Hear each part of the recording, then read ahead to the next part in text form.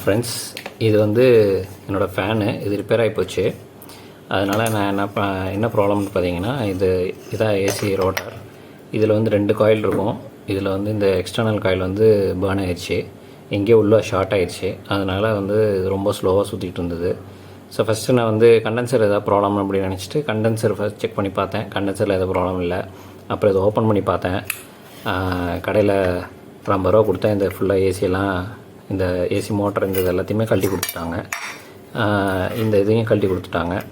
அப்புறம் இதில் வந்து இது வந்து ஏசி ரோட்டார். இதை வந்து கழட்டிட்டு நான் என்ன யோசிச்சேன்னா, சரி இது போயிடுச்சு, இது ரிப்பேர் பண்ணுறதுக்கு இந்த காயில் வைண்டிங், இந்த ஒரு சைடு வைண்டிங் பண்ணுறதுக்கு மட்டுமே 800 ருபீஸு, ஒரு கடையில் 650, அந்த மாதிரி ஒவ்வொருத்தரும் ஒவ்வொரு ரேட் கேட்டாங்க. ஸோ எனக்கு வந்து அதுக்கு பதிலாக ஏன் நம்ம வந்து ஒரு பிஎல்டிசி ஃபேனாக கன்வெர்ட் பண்ணக்கூடாது அப்படின்னு சொல்லிவிட்டு நான் என்ன பண்ணேன்னா, இந்தியா மார்ட்டில் சர்ச் பண்ணி ஒரு செல்லரை பிடிச்சி அவங்க 1400 ருபீஸ் வித் கூரியர் அனுப்பிச்சி வச்சாங்க. அது பார்த்திங்கன்னா இந்த இது வந்தது எனக்கு கூரியரில். இதில் வந்து உங்களுக்கு என்னென்ன வரும்னு பார்த்தீங்கன்னா, இந்த ஏசி கண்ட்ரோலர் வரும், ஒரு ரிமோட் வரும், இந்த மேக்னெட், பெர்மனன்ட் மேக்னெட், இந்த ரோட்டார் வரும். இது பார்த்திங்கன்னா இதில் ஒரு காயில் தான் இருக்கும், இதில் வந்து 2 காயில் இருக்கும். இது வந்து பெர்மனன்ட் மேக்னெட்.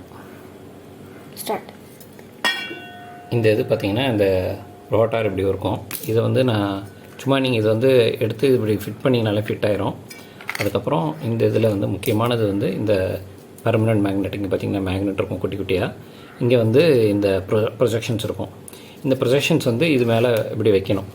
இதை வைக்கும்போது என்ன ஆகும்னா, உங்களுக்கு கரெக்டாக ஃபிட்டிங் இருக்காது, கொஞ்சம் எக்ஸ்ட்ரா லென்த் கொடுப்பாங்க. ஏன்னா ஒவ்வொரு ஃபேன் டிசைனும் ஒவ்வொரு மாதிரி இருக்கும் இல்லைங்களா. அதுக்கு தகுந்த மாதிரி நம்ம ஃபிட் பண்ணுறதுக்காக இது கொஞ்சம் லென்த்தியாக இருக்கும். அதை வந்து கிரைண்ட் பண்ணிடலாம். அது வந்து நான் வந்து ஃபைலை வச்சு பொறுமையாக எல்லா செகண்டையும் ஈக்குவலாக கிரைண்ட் பண்ணணும். பண்ணிவிட்டு இது வந்து கொஞ்சம் நல்லா டைட்டாக இதில் போய் ஃபிட் ஆகிற மாதிரி வைக்கணும் நம்ம.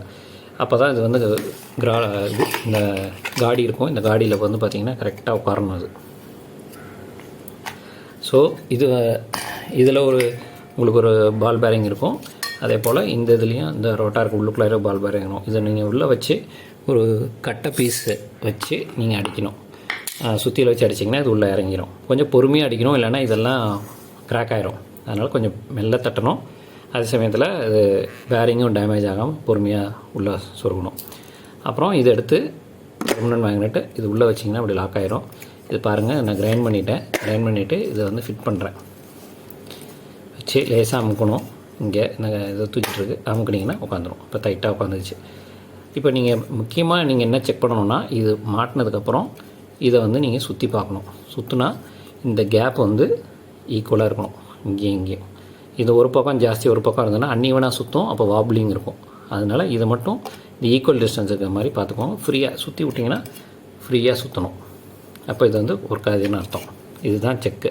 இப்போ நீங்கள் அன்னிவனாக இது கிரைண்ட் பண்ணிட்டீங்க அப்படின்னா ஒரு பக்கம் ஜாஸ்தியாகவும் இன்னொரு பக்கம் கம்மியாக கிரைண்ட் பண்ணிட்டீங்கன்னா இது கொஞ்சம் அன்னிவனாக சுற்றும். அப்போ வந்து நீங்கள் ஏதோ பேப்பர் ஏதாவது வச்சு அட்ஜஸ்ட் பண்ணிக்கோங்க.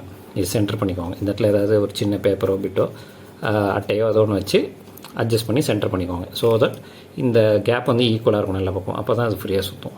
அடுத்து இந்த பக்கம் இந்த இதை வந்து ஒரு ஸ்க்ரூ இருக்கும். இந்த ஸ்க்ரூ எடுத்து இதில் மாட்டிடணும். இந்த இது டிவைஸ் தனியாக வரும். ஸ்க்ரூவை மாட்டிட்டேன் நான் ஆல்ரெடி. அப்புறம் இந்த ஒயர் கனெக்ஷன் இதில் ஒன்றுமே இல்லை, இதை எடுத்து அப்படி கனெக்ட் பண்ண வேண்டியது. அது 1 வே கனெக்ஷன் தான். இப்படி மாற்றி சொருகுனிங்கன்னா சொருகாது. இது ஒரே ஒரு டைரக்ஷனில் தான் சொருகும். இங்கே ஒரு லாக் இருக்கும். இந்த லாக்கை வந்து இதில் இங்கே ஒரு லாக் இருக்கும், பார்த்திங்கன்னா தெரியும். இந்த லாக்கு இதை வந்து எடுத்து இப்படி லேசாக அமுக்குனிங்கன்னா இது போய் ஃபிட் ஆகிரும். அவ்வளோதான்.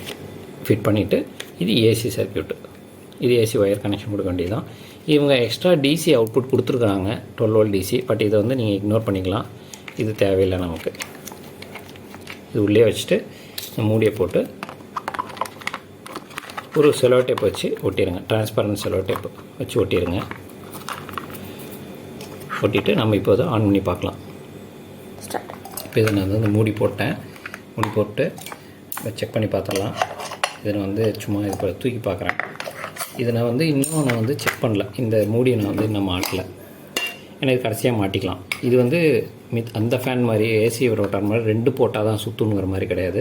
ஏன்னா அந்த இதில் வந்து இந்த இது இருக்கும், இந்த இது வந்து இங்கே வரும். இதை வந்து கழட்டிட்டு இது 2மே மாட்டினா தான் ஃபேன் சுற்றும். இங்கே டிசி மோட்டருக்கு அது தேவையில்லை, இது தேவையில்லை. இது வச்சே டெஸ்ட் பண்ணி பார்த்துடலாம். இப்போ நான் என்ன பண்ணுறேன்னா, இது வந்து கனெக்ஷன் கொடுத்துட்டு சும்மா ஒரு ஸ்க்ரூ ட்ரைவர் வச்சு இந்த ஹோல் வச்சு லேசாக தூக்கிட்டு ஆன் பண்ணுறேன். அது வந்து ஒரு ஃபியூ செகண்ட்ஸ் டிலேக்கு அப்புறம் அதுவே ஸ்டார்ட் ஆகி ஃபாஸ்ட்டாக ஓட ஆரம்பிச்சிருது. அது ரிமோட்டில் வந்து நீங்கள் கண்ட்ரோல் பண்ணிக்கலாம். அது ரிமோட்டில் வந்து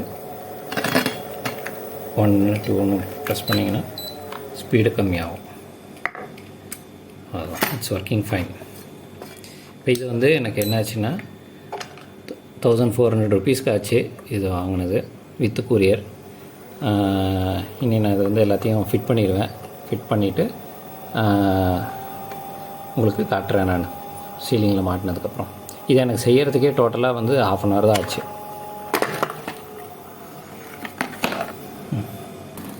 இப்போ இதில் என்ன ஒரு விஷயம் என்னென்னா, நமக்கு வந்து புது ஃபேன் வாங்குறதுக்கு பதிலாக இந்த மாதிரி 1400 ருபீஸ்க்கு ஒரு ஏசி நார்மல் ஏசி ஃபேனையே நீங்கள் டிசி ஃபேனாக கன்வெர்ட் பண்ணிடலாம். இது நாம்ளே செய்யலாம், இதுக்கு ஒன்றும் பெரிய இது வேணும்ல. இந்த இது கழட்டுறதுக்கு மட்டும் உங்களுக்கு இந்த பேரிங் வந்து பழைய ஏசி மோட்டர்லேருந்து இந்த இதை கழட்டுறதுக்கு மட்டும் இந்த பேரிங்கும் இதுவும் பண்ணுறதுக்கு நம்மள்கிட்ட புள்ளி வேணும். பேரிங் புல்லர்னு ஒன்று இருக்கும். அந்த பேரிங் புல்லர் என்கிட்ட இல்லாதனால கடையில் கொடுத்தேன், ஒரு 20 ரூபா கொடுத்தேன், அவங்க கழட்டி கொடுத்துட்டாங்க. ஸோ இதை இந்த இதையும் இந்த பேரிங்கையும் கழட்டிட்டு இதை வந்து நானே மாட்டிட்டேன். ஸோ நீங்களும் இதே மாதிரி செய்யலாம், வீட்டிலே செய்யலாம், எந்த டூல்ஸும் தேவையில்லை. டூல்ஸுன்னு பார்த்தீங்கன்னா இந்த ஃபைல் மட்டும் வேணும், அதுக்கப்புறம் புல்லர் வேணும். புல்லர் இல்லைனாலும் கடையில் கொடுத்தீங்கன்னா அவங்க பேரிங் புல்லர் கழட்டி கொடுத்துருவாங்க. நம்மளே இதெல்லாம் ஃபிட் பண்ணிக்கலாம். ஒரு 1/2 hour ஒர்க்கு. இதெல்லாம் பார்த்தீங்கன்னா ஃபிட் பண்ணிட்டேன். ஒரு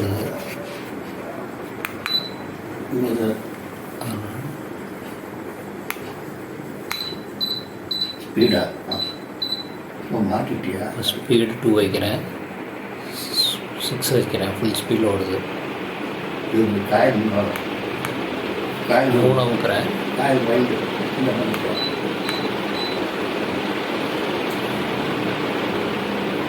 3 times பீப் ஆகும், பக்காது. காயில் வைண்டு போட இதெல்லாம் பார்த்தீங்கன்னா ஃபிட் பண்ணிட்டேன். ஒரு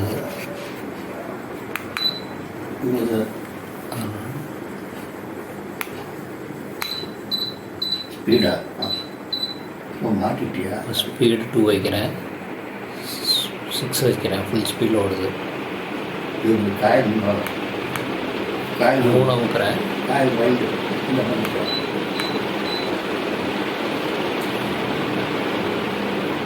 3 times பீப் ஆகும், பக்காது.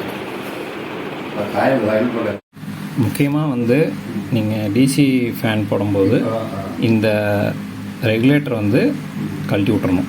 டைரக்ட் கனெக்ஷன் தான் கொடுக்கணும், இல்லைன்னா அது ரிப்பேர் ஆகிரும்.